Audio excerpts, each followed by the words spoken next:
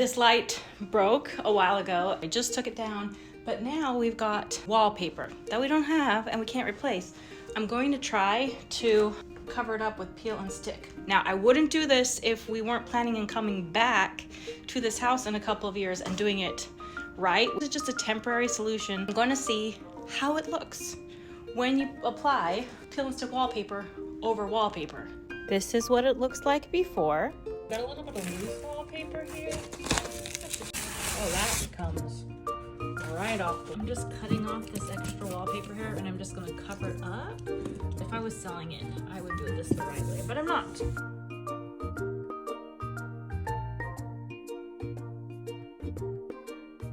There is a little bit of a learning curve. It's very, very forgiving. So I really, really liked working with this wallpaper. That is where those holes were. They're still there, but you can't even tell that there's holes. And this is what it looks like completed. I feel like this is a huge improvement. Let me know what you think in the comments.